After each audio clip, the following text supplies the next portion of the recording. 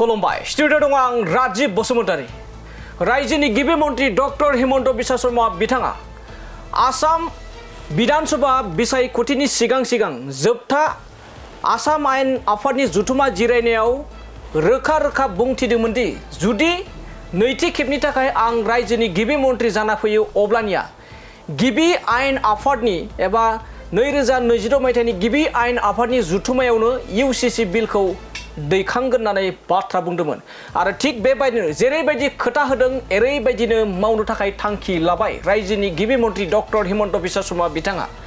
बिथाङा रोखा खालामबाय दि फैगौ एबा बोहैथि दाननि 21 मे खालाराव जा 2022 मायथाइनि एबा गोदान सरकारनि एबा सरकार दानायनि गिबि आसाम आयेन आफादनि जुथुमायाव बे UCC आयेनखौ दैखांगोन होननानै बे समाव रोखा फोरमायथिबाय आरो बेखौ लानानै गोबां हारिसाफोरा आरो गोबां दैदेनगिरिफ्रा आरो गोबां राजखान्थिनि फोथाराव गोबां सावरायलायनाया जादों जेराव गिबियावनो लिभ इन रिलेशनशिप नैथि हाबा एबा नैथि खेबनि थाखाय हाबा लानो मोनै बायदि आरो बेनि गेजेरावनो जा UCC फैयोब्ला थारैनो फिसा हारिसाफोरा बेसेबां जेंनाजों मोगा-मोगि जानांगोन बेसेबां खहा जागोन मा मुलाम्फा जागोन बेफोरबायदि माखासे फिसा हारिसाफोरा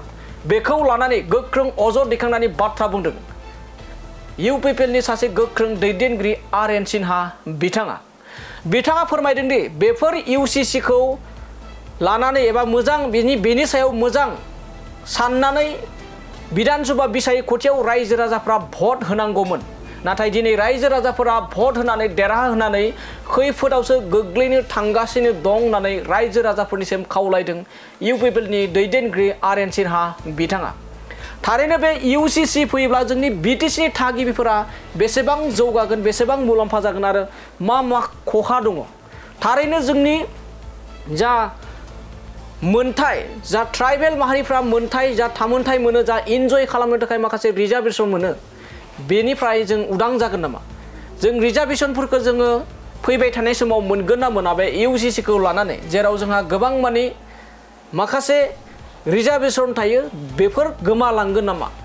हारि धोरोमनि गेजेराव माखासे दाङाबाजि फैगोन नामा जा जोंनि गामि ओनसोलाव माखासे गावबा गाव नेमखान्थि थायो बेफोरबो गोमालांगोन नामा बे मोनसे गिदिर सोंलु जोंनि BTC एबा ट्राइबेल ओनसोलाव माबोरै खहा जागोन आरो माबोरै बेयाव मदद मोनगोन एबा माबोरै मुलाम्फा जागोन बे UCC खौ लाबोयोब्ला बेखौ लानानै गोबां माने बाथ्रा बुंथिदों UPPL नि दैदेनगिरि RN सिन्हा बिथाङा दानिया फैदो बिदिब्ला UCC लाबोनो थाखाय जा सरकारनि थांखि बेनि सायाव माबायदि अजद होदों RN सिन्हा बिथांनिफ्राय जों आबुङै खोनासंना लादोनि ভারতবর্ষ আজি এটা কলা অধ্যায় যেটো ভারতবর্ষ সরকাৰে বিজেপি সরকাৰে কৰিব ধৰিছে যেটো অতি দুৰ্ভাগ্যজনক যে ৰিজাৰ্ভেশ্যন পলিচিটো এভলিছ কৰিব মই ইলেকশ্যনৰ আগতে কৈছিলোঁ মাননীয় গৃহমন্ত্ৰীয়ে তেওঁ যদি বিজেপি চৰকাৰ যদি ক্ষমতাত আহে যি ৰাজ্যত ক্ষমতাত আহিব তাতে UCC ইমপ্লিমেণ্ট কৰিব গৃহমন্ত্ৰী ডাঙৰীয়াই কৈ আছে কি যদি UCC ইমপ্লিমেণ্ট হয় ST SC OBC গোটেইকেইটাই তেওঁ এভলিছ কৰিব ধ্বংস কৰিব এইটো উঠাই দিব আৰু আমাৰ মাননীয় মুখ্যমন্ত্ৰী হিমন্ত বিশ্ব শৰ্মা ডাঙৰীয়াই কয় ST বাদ গতিকে এই UCC খন অসম বিধানসভাত আনাৰ আগতে আমাৰ সকলো জাতীয় সংগঠন বুদ্ধিজীৱীৰ লগত আলোচনা কৰি UCC টো কি বুজিব লাগিছিল কাৰণ এইটো আমি দুৰ্ভাগ্যজনক যদিও কৈছে আমি ড্ৰাফটটো চাব লাগিব যে ST ত আছে না নাই গতিকে ড্ৰাফট নোচোৱাকে কাৰণ বিধানসভাৰ যিবিলাক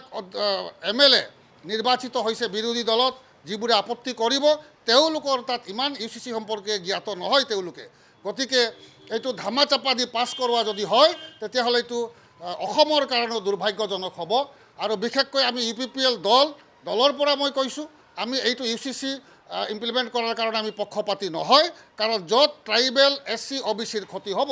গতিকে মই অসমৰ মাননীয় মুখ্যমন্ত্ৰী দেৱক আহ্বান জনাইছোঁ আৰু ৰিকুৱেষ্ট কৰিছোঁ যে আপুনি অনুগ্ৰহ কৰি এই এছেম্বলিত নানি ইয়াৰ আগতে জাতীয় সংগঠনবিলাকৰ লগত আপুনি আলোচনা কৰক এই সংগঠনবোৰৰ ৰায় কি হয় আৰু UCC সম্পৰ্কে আপুনি সেমিনাৰ পাতক তাৰ পিছতে UCC ইমপ্লিমেণ্ট কৰক এইখিনি মোৰ আবেদন আৰু